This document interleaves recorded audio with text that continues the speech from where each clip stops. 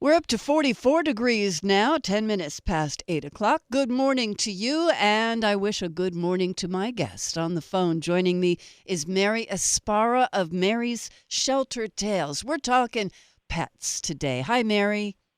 Hi, Kate. Thank you for having me. Oh, sure. Well, we had to. It's the beginning of May, and May is the Yes, beginning of the $3 Shelter Challenge. yes, it is. Well, you're always welcome on the air here at Wall Radio, but especially in early May. This is a tradition for you, and I like that it's kind of become one for us, too. Well, it's the ninth year. I can't believe this is the ninth year we're doing this. I started it in 2015 when I was a newspaper columnist. Uh-huh. I wrote a small piece in the paper about an annoying pigeon that was hanging around IBM and Fishkill. And employees called out Susan Barron, who is an animal control officer at Warwick Valley Humane Society, and they asked her to come and get it. Well, she happened to be in the area going to a specialty vet, so she said, okay, I'll come by. So she picked it up, brought it back to her shelter, and it was fine, but I wrote a little piece about it because that was, interesting. Sure. Well, so a few paragraphs in the paper, and an elderly couple on a fixed income saw the story, and they sent $3 to the shelter to help care for the pigeon. Aw. So when I heard about it, I was like, wow, if everybody would only donate $3 to a shelter, that's not a lot of money. That's Shelters right. don't ask for huge donations. They'll take change. They'll take anything. They're so desperate, to care for their animals. So I asked my editor, and he said, okay. So I compiled a list of shelters and rescues in the Hudson Valley and their addresses, and asked readers to just pick one, put $3 in an envelope, and mail it to them. Just first year, mail off the we cash. raised, Yep. yeah, we raised $1,100 that first year. $3 at a time. Wow. $3 at a time. And some people, I can give more than $3, and they do, and we're so appreciative. And then COVID hit. You think that would be no donations, but people had extra money, I guess, from, stimulus money and unemployment. We raised a lot in COVID. And now we're up to more than $91,000 in 8 years. That's a wonderful thing. $3 at a time to have given over $90,000 to local animal shelters. And there were so many, and I've adopted from many of them. Me too. Yep. And I know which ones I like best, but I like them all. I like them all because, where my cats came from, I adopted 2 kittens, but I also adopted the 2 that had been in the shelter the longest. And they were both really well socialized. And, that's thanks to the people in the shelter who talk to them, who socialize with them, who say, hi, I'm a person. I'm going to pet you. You're a nice cat. You'll get a nice home someday. And they were right. And these people are generally volunteers, and they do such great work for our animals in the area. If you love animals, you should also love the people that work at shelters. And veterinarians, yes, they get credit. Vet techs, all of that, yes. But can you spare $3 this time of year? That's all I'm asking. And, I'm no longer at a newspaper. Now I have marys-sheltertales.org website. And I wrote, in May I wrote the story about all the different shelters and what they need right now. There's, a few of them need money just for vet bills, like Blues Canine Rescue. They had a dog, Tasha.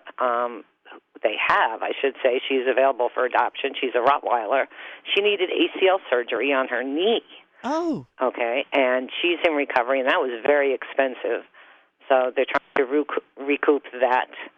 And then we have in Middletown, Dump Stray Animal Rescue.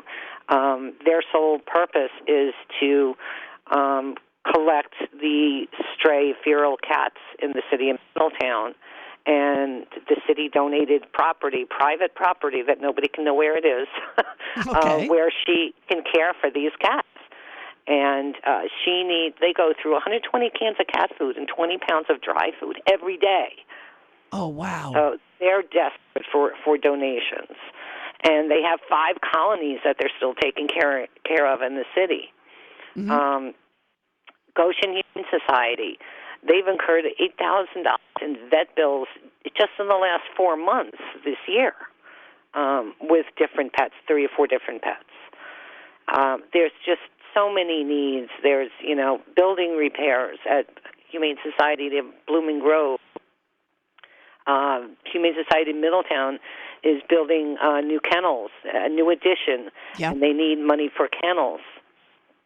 And it's sad. Donations are down, but times are tough, and they understand that, and inflation is high, and it's hard to afford food, no less, supporting your shelter. It's hard to afford people food, let alone pet food. Prices, I cannot believe how much it costs now to buy a bag of cat food.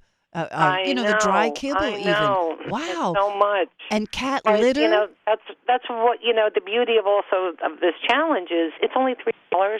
Yep. Don't go to, Starbucks this morning and then take that money instead of coffee and just put it in an envelope and send it to a shelter. Yep. They always tell you don't mail cash, but $3 cash, I think you can do that. Yeah. Yes. Just wrap it up in a lot of paper. Yeah. And you have a list on your website. You have a list of area shelters and rescues so people can pick up the address there and they can say, oh, address, that was a nice one. They were good to me. I can send them $3. And most of them also gave me links where you can donate online instead. Oh, yes. You could do that too. Yep. Not doing snail mail anymore. Yeah. See, you save the stamp, save the envelope, and you don't have to mail that cash. You could probably Venmo them money or PayPal it. Yep. Yes. That's a wonderful thing. If you have a favorite shelter, that would be a great thing. Just send them $3 to one shelter. Yes. Now, if they're not in my list, Sure. because the list are participating shelters. And participating meaning they're sending me the information, and then they'll report to me in the beginning of June how much money they received. Okay. So we can keep track.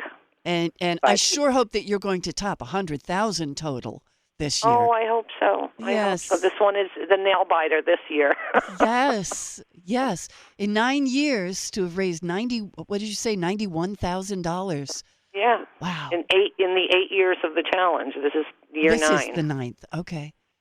Yeah. Let's make it happen. Please, if you're listening, pick your favorite shelter, or maybe two favorite shelters, and send them $3. That's all. Just $3. Send it to them. Yes.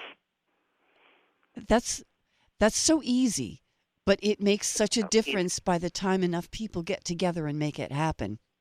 Yes. I mean, people don't realize that, shelters they love small donations. They will take anything because their shelves are bare. They will, and other organizations, they'll say donate $10, $25.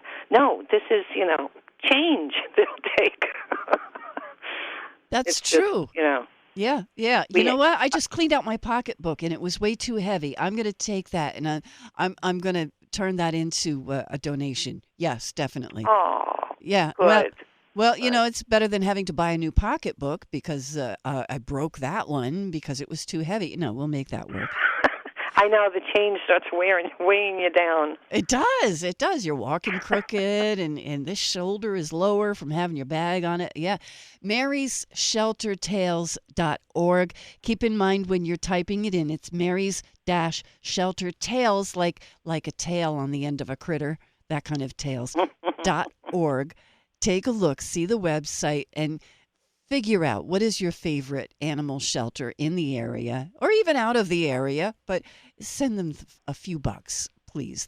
You're probably helping your own future pet. That's a good point, too. Yes. We're going to hear more from Mary, but we're going to take a real quick break on Wall Radio.